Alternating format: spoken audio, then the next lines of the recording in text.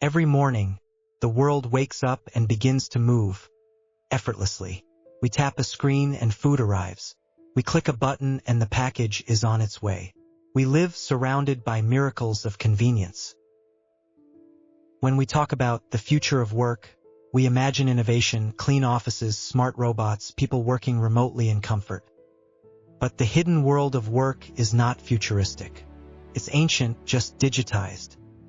Somewhere, right now, a woman in Dhaka is sewing the seams of a brand-name shirt that will sell for more than her weekly wage. A man in Lagos is sorting microtasks online, teaching an algorithm to recognize your voice for pennies per clip. A delivery rider in London pedals through the rain, unpaid for waiting time, penalized for being late by 30 seconds. Different continents. Same silence. Their labor fuels our lives, but their lives remain invisible. Factories used to define industrial power. They were visible, their smoke, their sirens, their unions. Today, the new factories are invisible. They exist inside apps, clouds, and task platforms. Where once workers clocked in through gates, now they log in through screens. No supervisor, no co-workers, just a timer, a task, and a silent algorithm watching. The platform promises freedom. Be your own boss. Work from anywhere. Choose your hours. But this freedom has a cost. A new kind of control hidden beneath convenience. Every click is tracked. Every pause is timed. Every rating decides who eats tomorrow. Gig work, they call it, the work that keeps cities alive but workers replaceable. If the Industrial Revolution was powered by coal, the digital one runs on data. But data doesn't clean itself, label itself, or correct its own mistakes. Behind every smart system, there are people doing dumb, repetitive work. They're called data annotators. Their job is to feed artificial intelligence with examples so it can learn what we already know. A dog, a stop sign, a human face. For each image they label, they earn a few cents. To train an algorithm that will someday replace them. Some of the largest tech companies on Earth depend on these invisible workers. From San Francisco to Nairobi, from Manila to Caracas, data flows through human filters before reaching the cloud. We call it the gig economy, the idea that anyone can work when they want, for whoever they want. But what sounds like freedom often feels like a trap. Each delivery, each ride, each microtask seems like a choice.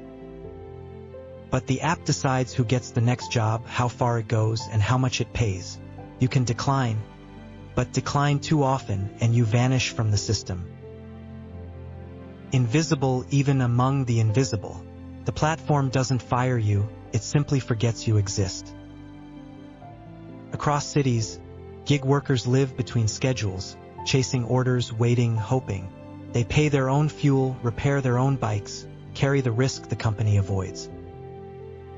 Freedom in the gig world means no protection, no sick leave, no security, no pause button. In the name of flexibility, corporations reinvented labor without rights, without faces. They built a system where risk flows downward and profit flows upward, faster than ever. Gig work wasn't meant to enslave, but neither was it built to liberate. It was built to optimize. And optimization doesn't care who's tired, only who's next. Behind every modern product lies a chain of invisible hands. A chain so long, so complex that we've stopped asking where it begins or where it ends. A single smartphone travels through dozens of lives before it reaches yours. Cobalt mined by hand in Congo. Parts assembled in China. Software coded in India. Advertised in the West. Each link in the chain depends on the one below it, and each one is paid less for the same ounce of effort. Globalization promised equality through trade. But trade without justice is just geography for inequality. We talk about developing countries, but maybe it's the so-called developed world that has developed the art of looking away. Every object of luxury hides the labor of survival. Every convenience hides a compromise. Somewhere, someone is paid in exhaustion so we can pay in comfort. And yet, without them, our comfort collapses. Our civilization is not built on technology. It's built on dependence, invisible, silent, global. But there's another layer to invisibility now. Not just human hands, digital ones. And they are teaching machines what it means to be human. Artificial intelligence. A phrase that sounds clean, futuristic, self-sufficient. But the truth is, AI is neither clean nor independent. It is fed by human minds, trained by human patience, and built upon a foundation of invisible human work. To train an algorithm, millions of images, words, and sounds must be sorted, labeled, and categorized. Each one touched by a person for a fraction of a cent. In the global south, digital piecework has become the new factory floor. For some, it's an opportunity. For others, it's digital exploitation disguised as progress. They are called click workers. Anonymous, invisible, and essential. Their work is hidden behind every chatbot, self-driving car, and smart recommendation you've ever used. The irony is painful. AI systems are learning empathy, recognition, and ethics from workers who are denied the same. When we say a machine understands language, what we really mean is someone somewhere taught it the meaning of words they can barely afford to speak. Technology is not replacing humanity. It is consuming it, one label, one click, one invisible task at a time. We debate this topic more on School Community. Breaking the System? Join us and make a difference. Like and subscribe on YouTube for more episodes like this.